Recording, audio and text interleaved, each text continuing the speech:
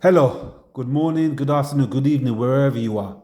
Welcome to the International Liverpool Supporter Show with your host Nana Chumesi Ankara.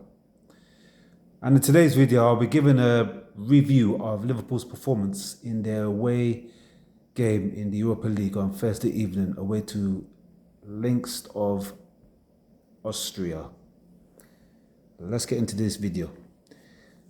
The final score was Lanks 1, Liverpool 3, and Liverpool, to be honest with you, particularly in the first half, made hard work of their first Europa League game of the season.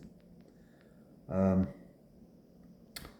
the first successive game, Liverpool started very poorly and conceded an early goal via poor defensive display.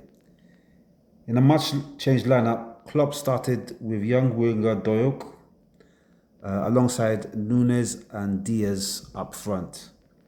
He also started Steven Pecevic at right back in place of Gomez. Trent Alexander was still out injured. And Greek international left back Tsitsipas started at left back. He replaced Robinson. We saw a return to the first team action for Ibrahim Konate and Van Dijk after injury and suspension respectively. In the midfield, Gravenberch started his first full debut, alongside Elliott and Wataru Endo, the Japanese international midfielder. And in a poor first half, Liverpool's passing was predictable, pedestrian. To be fair, the whole side played very well, very energetic, pressed very well. And in fact, an interception after 20 minutes led to the home side's first goal. Elliott failed to properly control a high ball under pressure. He miscontrolled it. The home side intercepted possession and intact down our right flank. And that's when the covering Konate put in a challenge and conceded a corner. From the resulting corner, Flecker controlled a high centre. It caught Liverpool out. Liverpool was slow to kind of come out of the area, press, and Flecker, I don't know if it was a right back or right midfielder, controlled the ball and unleashed a fierce right-footed drive to the bottom right-hand corner of Kelleher. As I said, Liverpool should have pressed out and closed down much quicker than they did. And they didn't do that, and they conceded the opening goal. And then, as I said, in a very, very disappointing first half, Liverpool only chance came from a corner, where the corner came in at the far post. Van Dijk, the centre-back, headed it across the goal. From point blank range, he was literally out from the goal line. Nunes really should have scored. He headed towards goal, he was on target, but the goalkeeper showed good hands, good reflexes, and parried it out. I don't know whether it's a bad miss or a good save. I'll say give Nunes the benefit of the doubt. It's a good save by the goalkeeper. From only a couple of yards out, verging the goal line, you expect your striker to put those away.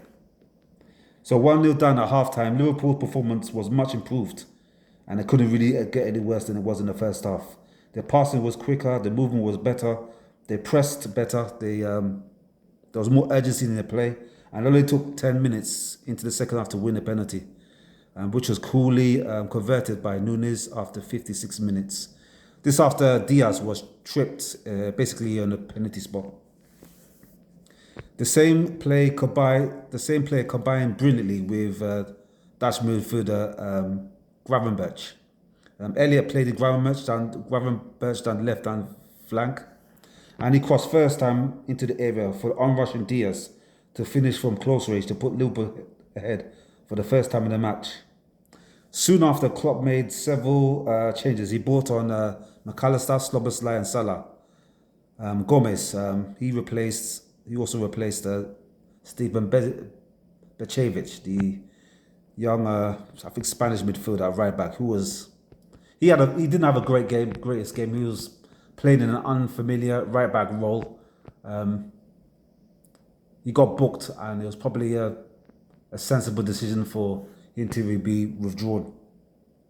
And it was the Egyptian who scored the decisive goal 2 minutes full time with a brilliant shimmy quick feet and a low shot between the legs of the keeper. To be fair, despite the scoreline, this was a worrying performance and poor performance, particularly in the first half from Liverpool. To be fair, as I said earlier, Steven Bergwijn is a midfielder. Thus, Klopp's decision to start him at right back was puzzling. But unfortunately speaking, because of the schedule of Thursday, Sunday games, when Liverpool got a game in Europe, I can see why he rotated the players around. But his choice at right back didn't really work out. On the opposite flank, international fullback Tissimas, the Greek international, he had a poor game. His distribution, his concentration, his general play was poor. But most worrying of all is the form of Wataru Endo. Even against moderate opposition, he just looked slow, indecisive, and poor in possession. And on this form, Endo is simply not good enough to start, as I said, against even moderate position. Not only in Europe, but certainly in the Premier League, which is very, very, well, if not the most physically intense league in Europe. As I said, thus far, he's been at best okay, but certainly doesn't look like what Liverpool are looking for, what Liverpool need in that number 6 defensive midfield role. To be fair, if Liverpool are to be competitive in the Europa League and all competitions, they will need a better option at the defensive midfield, or Endo to return to the form that he played last couple of seasons with Stuttgart, and that form that persuaded Liverpool to actually buy him. So the final score: Lens 1, Liverpool 3. Best thing you can say about the game is they got the result, they got the win. They played much better in the second half. But as I said, if Liverpool are to progress in this competition and potentially compete and win the competition, and even just finish in the top 4, Liverpool's performances are going to have to be a lot better. They're going to have to start a lot more sharper, a lot more focused in the games, because this is the third successive game where they've started poorly, they conceded the first goal. And I think eventually speaking, it's going to catch up with Liverpool. They're going to start off slowly, they're going to be poor, and they're going to get seriously dealt with, potentially heavily beaten when they come against very, very strong opposition, either domestically or in Europe. If Liverpool continue to start as poorly as they've done in the previous games. So thank you for joining me today for this review of the Liverpool's first Europa League away game of the season. Please like and share this video, and I appreciate it if you would subscribe to my channel. So thank you, and I'll see you in the next video. And remember, Liverpool is for life, not for hype.